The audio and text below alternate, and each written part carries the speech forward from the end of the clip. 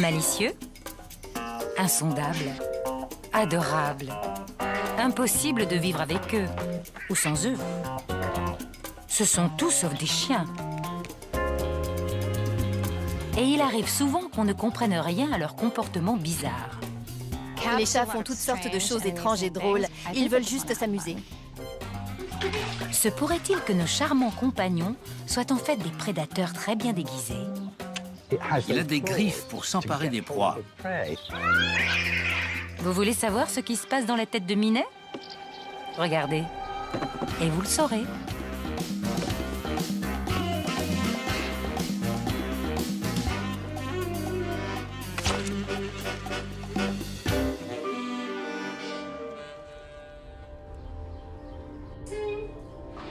Notre maison, nos règles, pas vraiment. Parfois, c'est comme si nous vivions chez notre chat.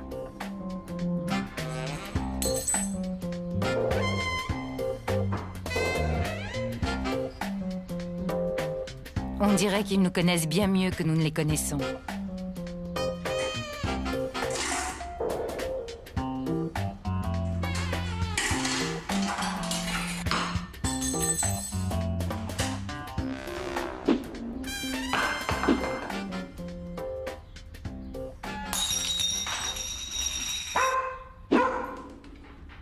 Les chats ne vivent pas selon les mêmes lois que nous, ce qui ne signifie pas pour autant qu'ils sont mauvais.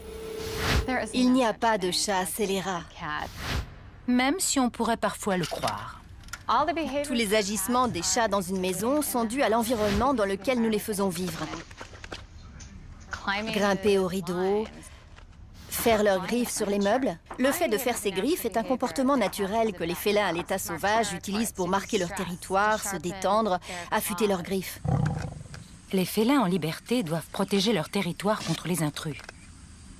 Si vous avez des meubles précieux, ne prenez pas de chat. Les chats se font les griffes, c'est naturel. Ils ont sous les pattes des glandes qui sécrètent une huile. C'est une façon de dire qu'Ève est passée par là, comme une carte de visite. Ce sont des espèces d'étendards chimiques. Ils aiment se rouler partout et semer toutes ces odeurs pour dire « j'étais là ». C'est peut-être comme ça que ça se passe dans la jungle. Mais les chats domestiques ne vivent pas dans la jungle. Un détail que leur ADN ignore. Une créature sauvage et naturelle dort sur votre canapé. Cet être avec lequel vous vivez est resté un chasseur. Il ressent toujours l'appel de la nature. C'est ce côté sauvage qui rend parfois nos compagnons difficiles à vivre.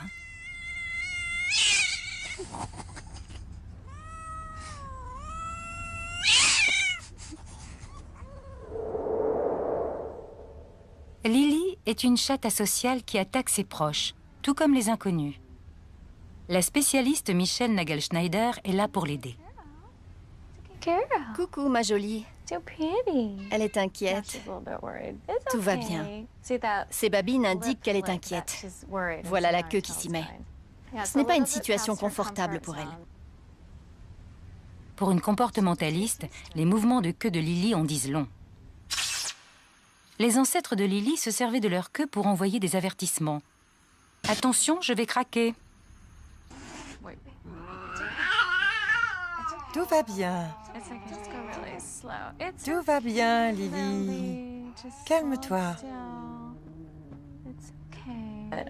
Elle est en mode peur. Du coup, elle dirige son agression contre vous. Elle essaie de vous griffer et de vous mordre. Elle cherche la sécurité, c'est un instinct de survie. Elle n'est pas méchante. Son comportement est tout à fait normal pour un chat qui n'a pas été correctement socialisé dans son jeune âge.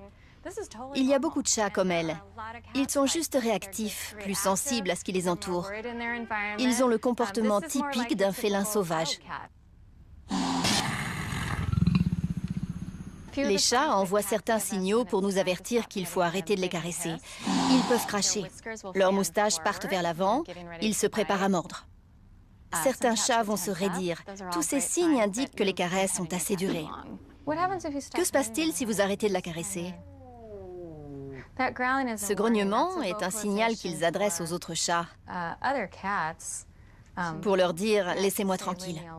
Si vous arrêtez de la caresser, elle devrait arrêter de grogner. Arrête de la toucher. Tu vas bien? Oh, elle se sauve. À partir du moment où ils ont peur, il n'est pas évident de les calmer. Les chats n'utilisent pas le langage des humains. Alors pour comprendre ce qui se passe dans leur tête, nous devons apprendre à déchiffrer les signaux. Allez, hey, ça va.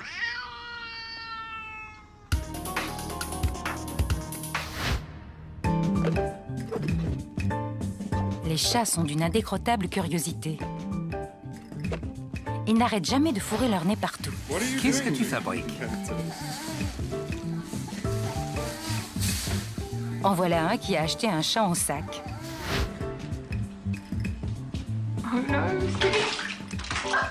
Parfois, il se jette à l'eau quand elle est chaude. Et aussi quand elle est froide. Ce qui peut sembler étrange pour un animal qui déteste être mouillé.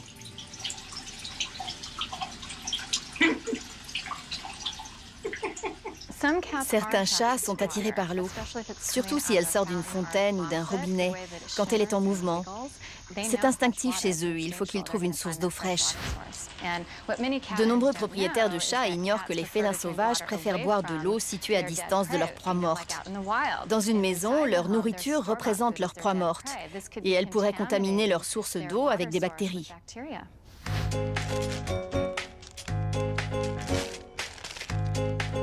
Dans la nature, les félins doivent examiner leur environnement pour voir ce qui s'y cache. De la nourriture, des semblables ou des ennemis. Mais comme les chats domestiques sont bien nourris, il arrive qu'ils dédaignent la nourriture ancestrale.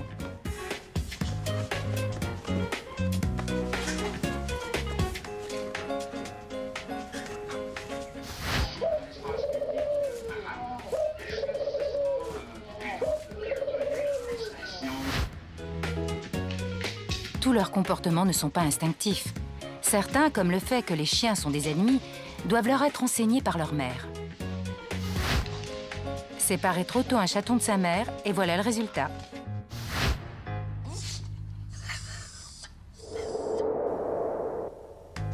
Izzy, un chat sibérien, est une mère aguerrie. Elle vient de mettre au monde sa 3e portée. Juste après la naissance de ses petits, Izzy fait une chose assez étonnante, pour nous du moins. Elle mange le placenta. Et pourquoi?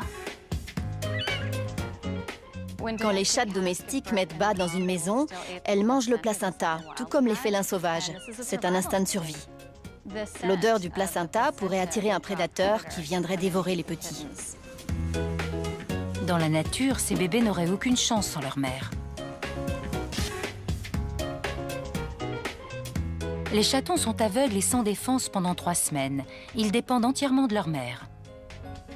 Izzy, c'est par instinct qu'elle doit garder ses petits réunis. Pas seulement parce que c'est plus facile pour les surveiller. Les nouveau-nés ne peuvent pas réguler la température de leur corps. Dans la nature, ils pourraient souffrir du froid. Mais en groupe, ils se tiennent chaud.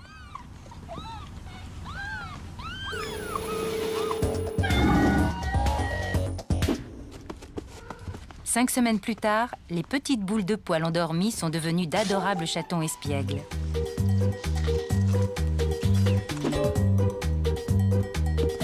Mais tout ce chahut et cette agitation ont une raison d'être.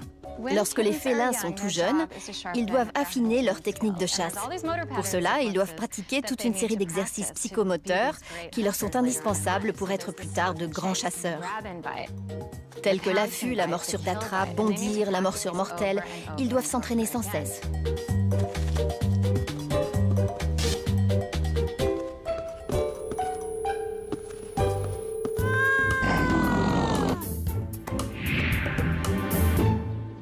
Tout comme les lions, tigres et léopards, les chats domestiques sont carnivores.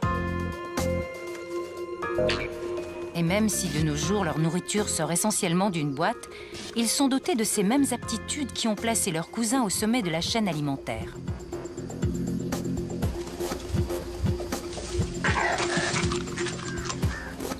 Cet animal a l'équipement typique d'un carnivore. Il a des griffes pour s'emparer de ses proies. Il a des crocs pour harponner leur cou. Ce sont de redoutables chasseurs. Les scientifiques estiment qu'aux États-Unis, ils tuent chaque année des centaines de millions d'oiseaux et plus d'1 milliard de petits mammifères.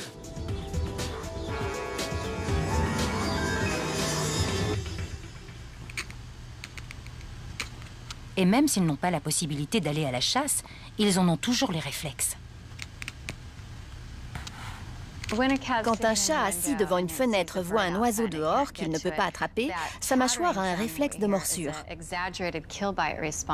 Pour lui, cet oiseau est déjà dans sa bouche. Il peut en sentir le goût. C'est pourquoi il se met automatiquement à mordre. Les chats domestiques n'ont peut-être plus besoin de tuer pour survivre, mais leur amour de la chasse n'en a pas pour autant disparu. Chez le chat, l'instinct de chasseur est le plus puissant de tous. Un chat peut être en train de manger un oiseau. S'il y en a 4 autres qui volent autour de lui, la plupart du temps, il va tout arrêter pour aller les tuer avant de revenir manger le premier. Certains chats vont essayer d'attraper tout ce qui bouge. Insectes, mulots et même les objets inanimés. Mais la capture n'est pas toujours la fin de l'histoire. Sparky! Ma chérie, tu joues avec une souris morte. Sparky, la tueuse de souris. Les chats jouent avec leur nourriture. On pourrait appeler ça jouer au chat et à la souris. Mais ce n'est pas un jeu. Même pour un chasseur exceptionnel, la chasse est toujours un risque. Sa proie pourrait bien le mordre ou le piquer avant de mourir. C'est pourquoi les chats jouent souvent avec leur proie, afin de l'épuiser pour ne la tuer que lorsqu'elle est totalement sans défense. C'est beaucoup plus sûr.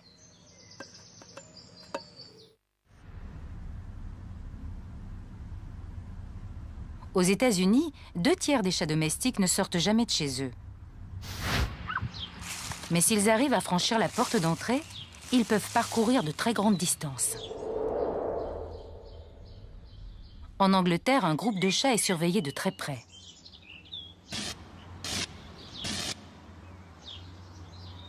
Nous voulons découvrir où ils vont lorsqu'ils sont en liberté et ce qu'ils font quand ils y sont.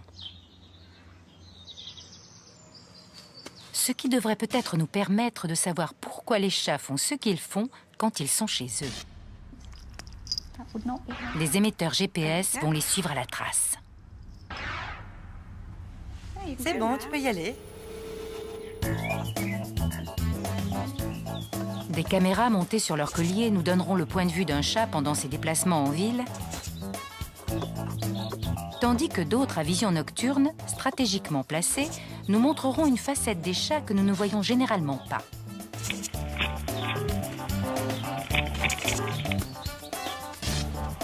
Nos premiers participants sont Bootsy le balourd et sa sœur Jinxie la dégourdie.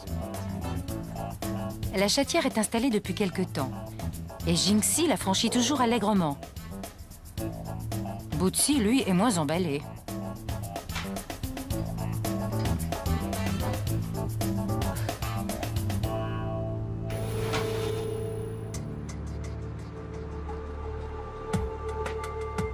La nuit, l'appel du large est irrésistible.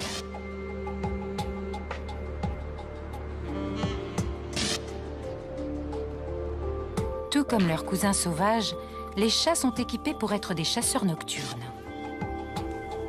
Et même s'ils n'ont pas faim, c'est une seconde nature chez eux.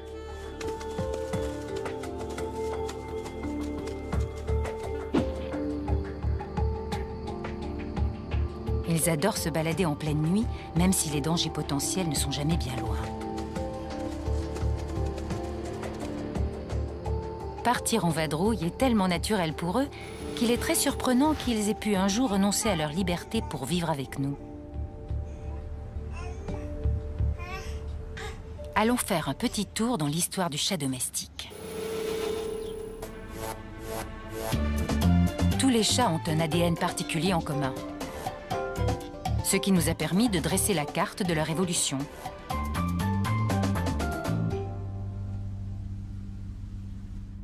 L'ancêtre du chat domestique peut être identifié à l'aide de marqueurs génétiques. Nous avons dû nous procurer des échantillons d'ADN de chats du monde entier. Nous sommes donc allés au Moyen-Orient, en Asie et en Afrique. Et ensuite, nous avons établi un classement génétique. La recherche indique une espèce de chat comme étant l'ancêtre commun de tous les chats domestiques.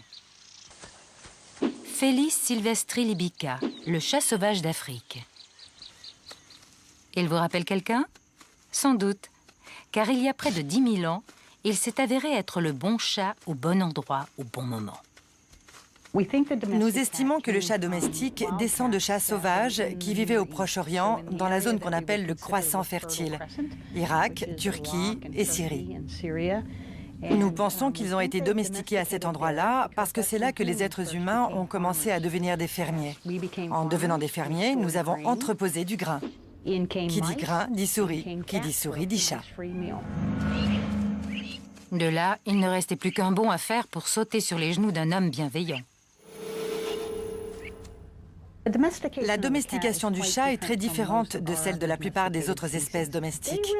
Ils se sont pratiquement domestiqués tout seuls. Je pense que ce sont les chats qui nous ont dressés à devenir leurs gardiens.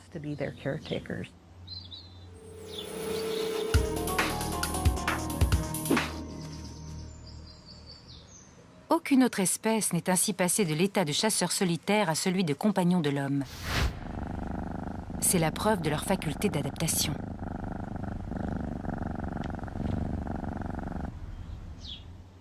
Cet animal est un véritable chasseur, mais il peut aussi se nourrir d'ordures. Il nous tolère complètement et tolère aussi notre habitat et tous les bruits qui vont avec. Et voilà, additionnez ces 3 aptitudes et vous avez des champions. En bref, il semble apprécier notre compagnie. On sous-estime le niveau de sociabilité des chats entre eux. Un élément de leur psychisme a concordé avec un élément du nôtre. Et c'est comme ça que le lien s'est créé.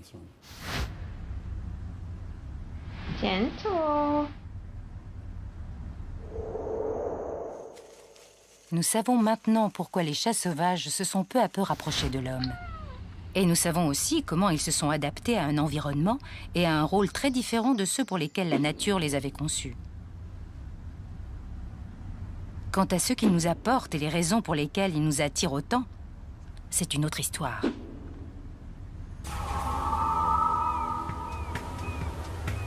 Palm Springs, Californie.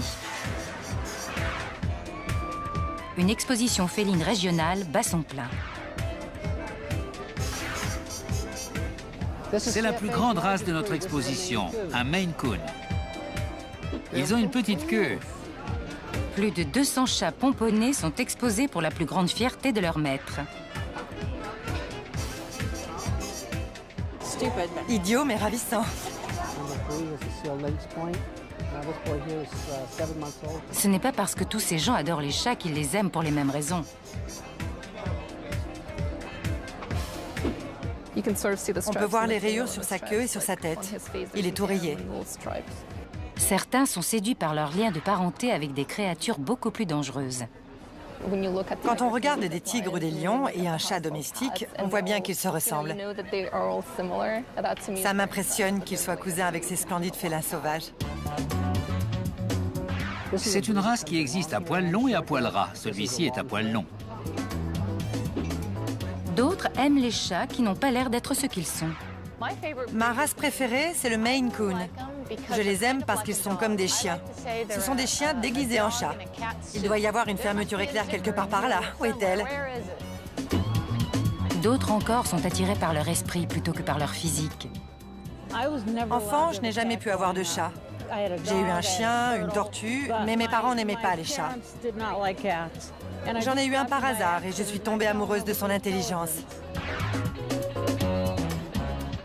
C'est mon second champion à poil long de la journée. Et il y a bien sûr l'indéniable sensualité des chats. Ils dorment avec vous, ils veulent toujours être avec vous. Ils vous font du bien. Ils adorent les humains. Dès que je rentre dans le salon et m'assieds sur le canapé, ils sautent sur moi. Nous consacrons beaucoup de temps et d'argent pour leur petite personne. Et parfois, ils nous le rendent d'une drôle de façon.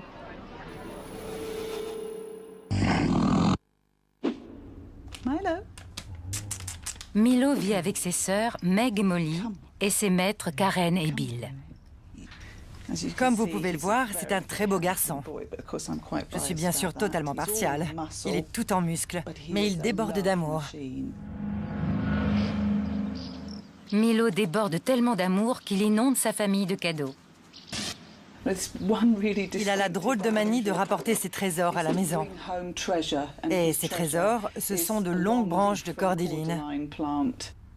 Et il est très bavard quand il nous les apporte. De nombreux chats apportent des cadeaux à leur maître. Oh, le joli serpent. Il est énorme. Mais considérer ça comme un gage d'amour n'est peut-être que de la vanité.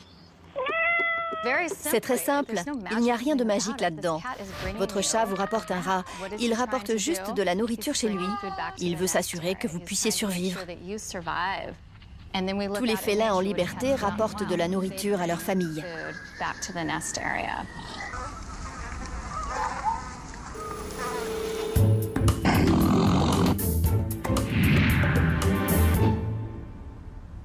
Dix 10 000 ans après avoir quitté l'état sauvage, les chats doivent encore apprendre à être nos amis.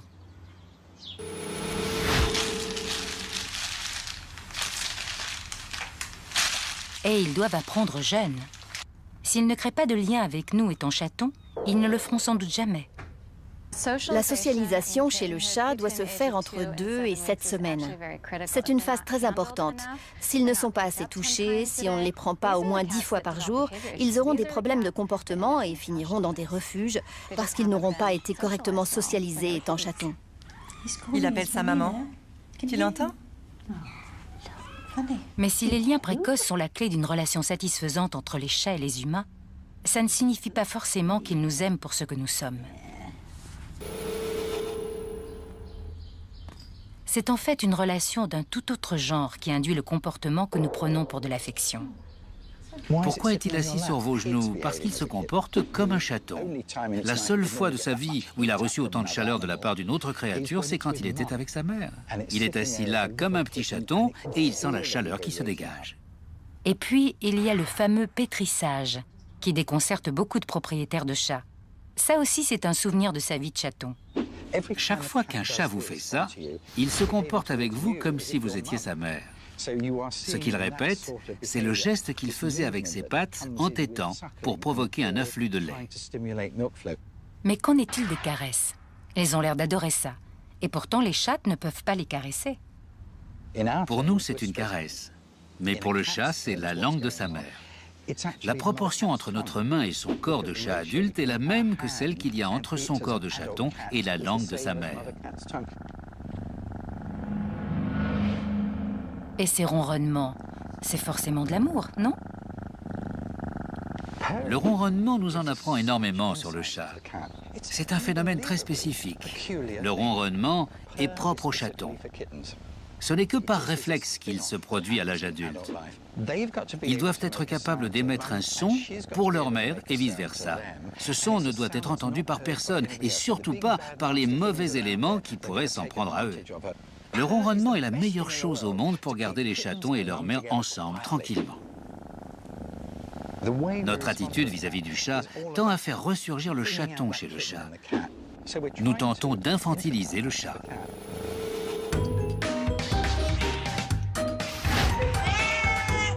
Les chats domestiques sont très bavards, surtout avec leur maître.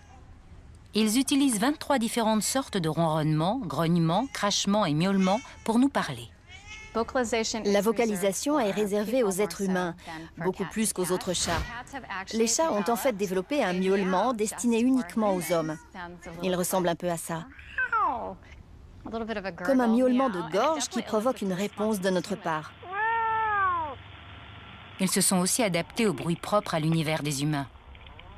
Ils ont compris que nous sommes des animaux beaucoup plus bruyants qu'eux. Quand ils viennent vivre avec nous, ils savent qu'ils doivent crier s'ils veulent être entendus. Alors le plus souvent, ils augmentent le volume de leur miaulement pour pouvoir attirer votre attention. J'ai faim, miaou, miaou, miaou. Et quand leurs miaulements n'ont pas d'effet, ils trouvent quand même le moyen de se faire remarquer.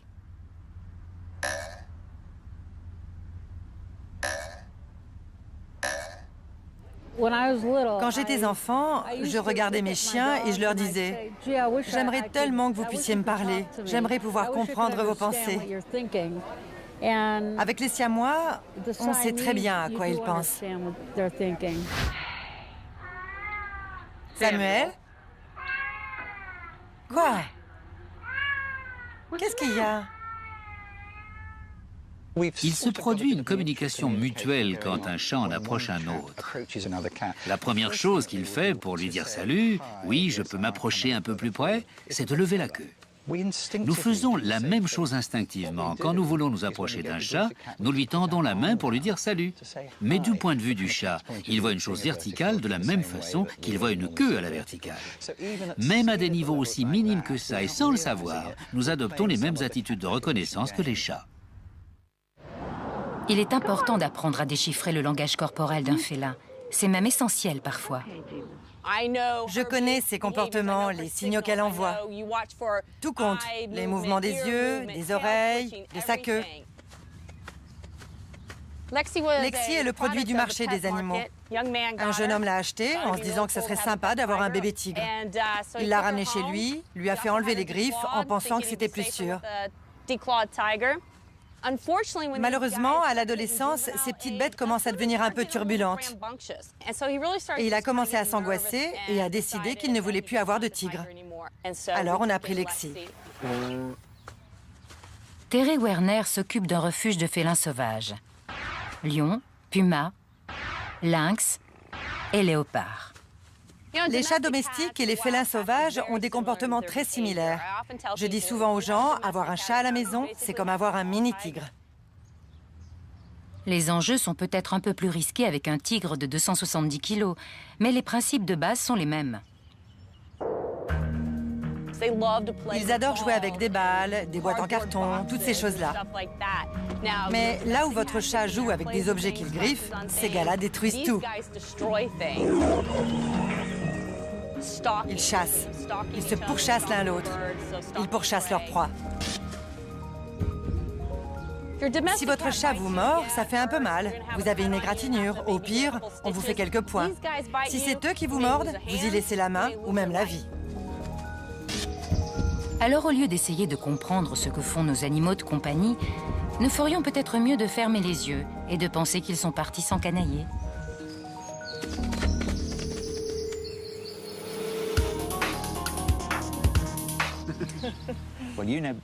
Roger Tabor, quant à lui, veut juste savoir jusqu'où ils vont quand nous les perdons de vue.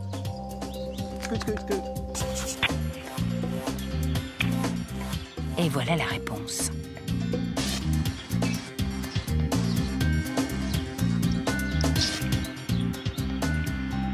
Là, nous avons Patch. Patch est une vieille dame de 13 ans. Ce qui ne veut pas dire qu'elle soit casanière. Ses maîtres ignorent tout de son jardin secret. Elle fait peut-être partie d'un orchestre de jazz comme les Aristochats, qui sait? Elle a le comportement classique d'une chatte. Les chattes typiques ont leur jardin et un peu de celui des voisins. La plupart des chats préfèrent aller faire leurs besoins dans les jardins avoisinants plutôt que dans le leur. Dans la nature, il est crucial pour la survie d'un animal de marquer, patrouiller et défendre son territoire, que ce soit pour protéger sa nourriture, sa partenaire ou sa progéniture. Il est difficile d'imaginer que ça puisse être aussi primordial pour une chatte qui dispose du vivre et du couvert. Mais c'est le cas.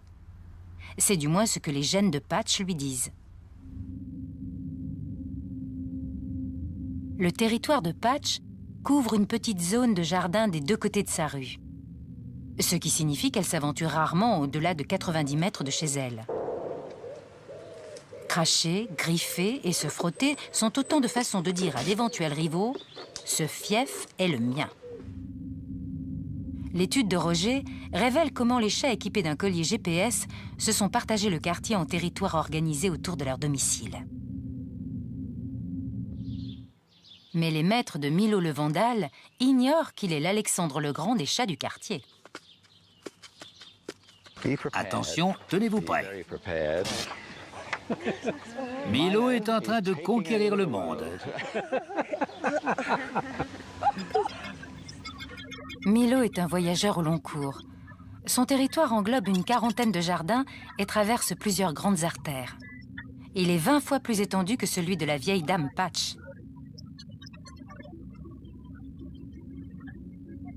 Si le domaine de Milo est aussi vaste, et comparé à celui de n'importe quel chat domestique, il est immense, c'est parce qu'il est stressé. Il n'est pas stressé d'un point de vue psychologique, mais démographique. C'est une réaction au nombre de chats. Il atténue son stress en ayant un domaine plus grand. Il veut être seul. Je veux être seul, absolument. C'est une façon de dire « je vais prendre le large pendant un moment ». Et si les autres chats ne comprennent pas le message, Milo est prêt à leur expliquer. La caméra nous montre comment il règle le problème.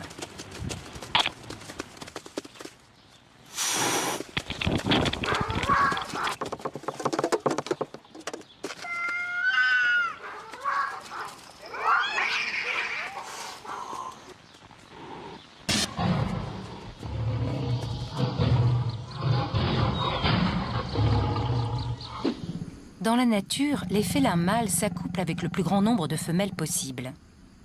Nos chats ont exactement les mêmes priorités, et c'est aussi pour cela qu'ils défendent leur territoire contre les intrus.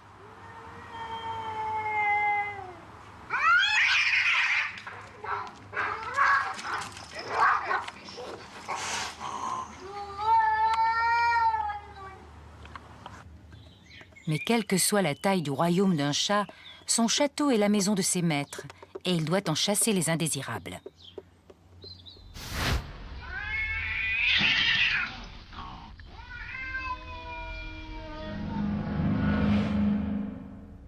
Megan vit dans un appartement près de San Francisco avec ses 3 chats. Les 2 jeunes mâles se font presque tout le temps la guerre.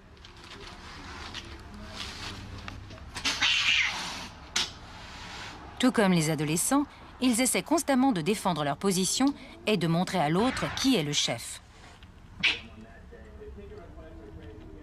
L'appartement de Megan est petit et il leur est difficile de s'éviter. Un intérieur est généralement conçu pour faire le bonheur des maîtres et non pas du chat. Alors quand les chats sont en conflit avec le partage de l'eau, de la nourriture, de leur caisse, le comportement territorial commence à se manifester et l'hostilité s'installe entre eux.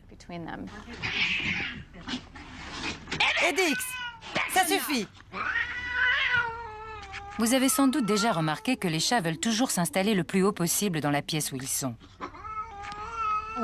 Quand un chat est posté en hauteur, plus haut que les autres chats, il affirme son autorité. Il peut sauter et attaquer les autres. Il voit une plus grande étendue du territoire. Tout ça signifie « je suis le chat dominant, je peux regarder de haut mes sous-fifres ». Tout comme dans les guerres entre humains, les 2 côtés veulent contrôler le territoire le plus élevé. Et ce qui vaut pour les chats domestiques vaut aussi pour les chats errants.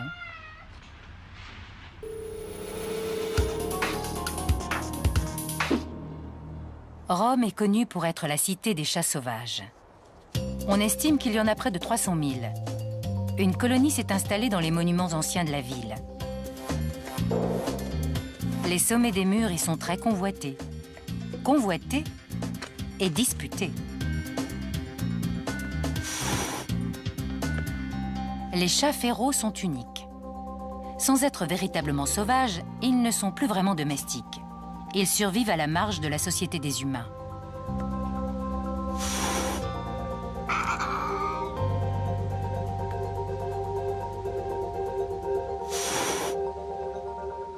Quelles que soient les concessions que les chats sauvages ont faites il y a près de 10 000 ans pour s'entendre avec nous, ceux-là n'en font plus. Il ne faut pas longtemps à un chat pour apprendre à vivre dans la rue, s'il le doit. Après le passage de Katrina, nous sommes allés récupérer les chats dans les rues. Et après 2 semaines, beaucoup d'entre eux attrapaient des oiseaux. Ils s'en sortaient pas forcément très bien, mais beaucoup mieux qu'un chien ne l'aurait fait. Un chat domestique, comme celui que vous avez chez vous, peut très facilement retrouver sa nature sauvage. En l'espace d'une génération, il peut devenir un chat féral et s'en tirer très bien tout seul. C'est ce qu'il y a d'unique chez le chat. Les ancêtres de ces chats féraux étaient peut-être des animaux de compagnie qui se sont retrouvés à la rue. Quelques générations plus tard, leurs descendants ont un mode de vie qui n'appartient qu'à eux. En les observant, on peut avoir une idée de la façon dont les choses devaient se passer il y a plusieurs millénaires, quand les premiers chats sauvages ont commencé à rôder près des campements humains. Quel que soit l'endroit où les chats domestiques vivent en communauté, ils adoptent une identité de groupe et une hiérarchie, tout comme les lions. Il est important d'avoir la même odeur que le reste de la bande. La toilette n'est pas qu'une question de propreté. Elle permet de transmettre l'odeur aux autres. Il en va de même pour les chats. Les chats se lèchent entre eux. C'est comme ça qu'ils créent des liens, mais ça crée aussi une odeur commune au groupe. L'odeur est primordiale pour les chats. S'ils ont tous la même odeur, ils ont le sentiment d'appartenir à un groupe. Ils se sentent intégrés et entourés d'amis. Alors, quand votre chat se met à vous lécher, ça ne signifie pas forcément que vous avez besoin de prendre un bain. C'est peut-être sa façon de vous dire qu'il vous considère comme un membre de sa famille.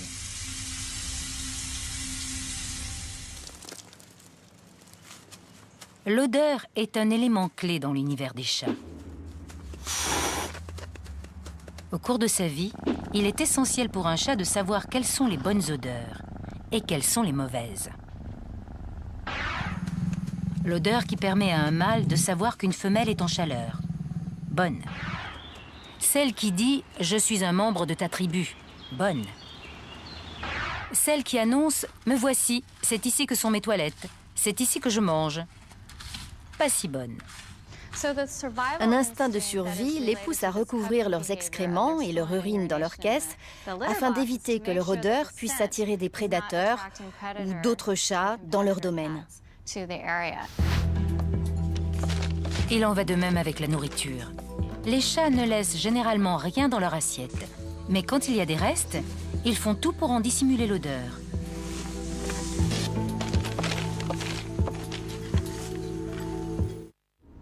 La relation homme-chat semble profiter aux deux parties. Nous avons la compagnie d'un splendide animal. Ils ont la sécurité, le gîte et le couvert. Mais c'est nous qui en établissons les règles. Un chat errant est très différent d'un chat persan, choyé et dorloté qui vit dans un appartement au 13e étage avec ses maîtres.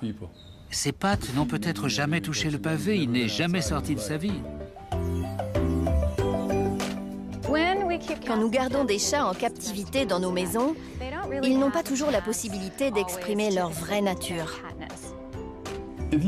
Si vous demandiez à un chat quelle serait sa journée idéale, il ne vous dirait pas que c'est celle qu'il vit avec vous. Il fait des concessions.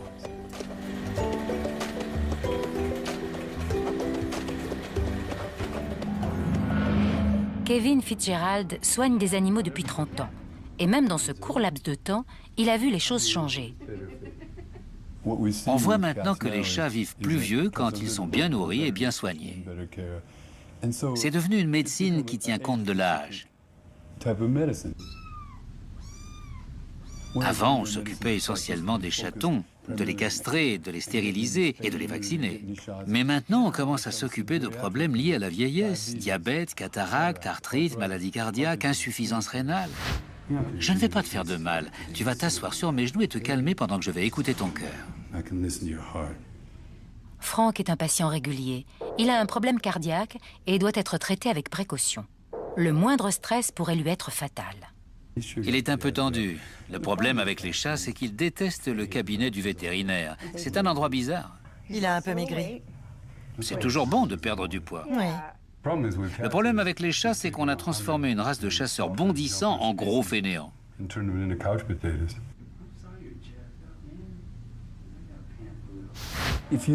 Regardez les espèces sauvages. À l'école vétérinaire, on plaisantait en disant qu'il n'y a jamais de gros lions. Si nous devions chasser tout ce que nous mangions, nous serions très minces, nous aussi. L'obésité est l'un des problèmes majeurs que je rencontre. Je ne suis pas certain que les chats soient faits pour manger autant et aussi souvent que nous. C'est un véritable problème avec les Américains. C'est une bouchée pour moi, une bouchée pour toi. Comment dire à un homme de 160 kilos que son chat est trop gros? En faisant entrer le chat dans notre monde, nous lui avons donné un style de vie dangereux pour sa santé. Et dans notre désir de créer le chat parfait, nous avons joué avec la génétique pour modifier leur apparence physique. Nous avons même créé de nouvelles races. Bella est un Blue Lynx Point himalayen. Quand Dieu a distribué les nez, il l'a oublié. Absolument.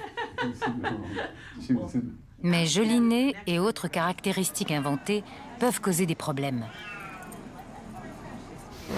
Maintenant, les chats persans ont une belle tête. Ils ont un nez minuscule, des grands yeux et de petites oreilles. C'est une mutation naturelle. Ils sont engendrés et nés comme ça. Si nous pensons juste qu'ils doivent avoir un beau pelage, une queue de telle longueur, si nous voulons uniquement qu'ils soient beaux, ça peut engendrer des problèmes de santé. Certaines races au visage aplati ont des problèmes avec leurs yeux et des problèmes respiratoires. Le nez raccourci, le voile du palais allongé, la trachée enfoncée. Ce n'est pas la nature qui a voulu qu'ils aient ce minuscule nez. Dans les cas extrêmes, notre goût pour la rareté et l'originalité a engendré des animaux qui ne seront jamais capables de vivre dans la nature. Nous créons des chats de marque qui n'ont absolument rien à voir avec les chats qui vivaient au siècle dernier.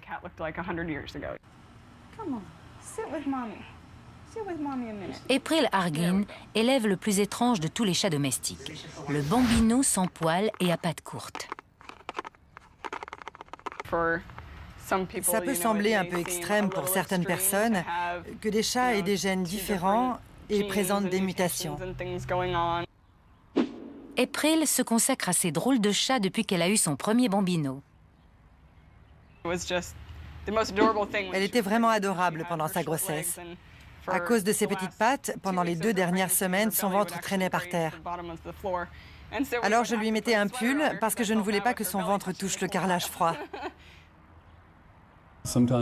Parfois, pour obtenir ces races qui ont des caractéristiques physiques très extrêmes, il faut faire des croisements très orientés et très sélectifs.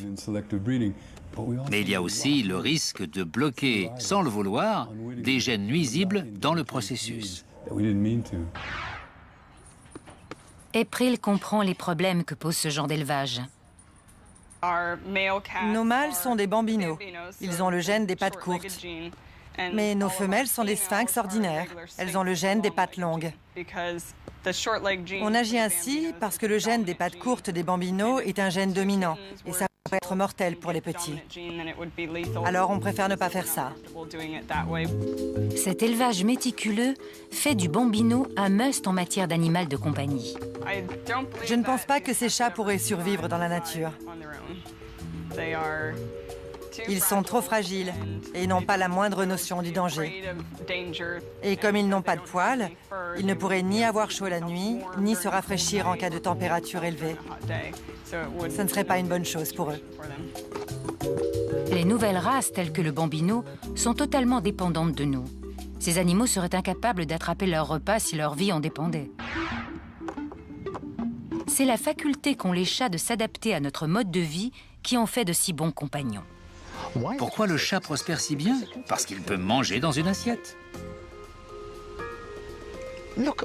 Regardez-les, ils ont des griffes et des crocs. Ils devraient chasser. Mais c'est parce qu'ils sont capables de s'adapter qu'ils survivent. Ils ont passé les 10 derniers millénaires à nos côtés sans sacrifier leur vraie nature. Ce qui fait qu'un chat est un chat, c'est le lion qui est en lui. Un chat peut s'en sortir seul. Mon chihuahua serait perdu et se ferait très vite dévorer. Mais ces petites bêtes sont toujours ce pour quoi elles ont été conçues. Être des chats.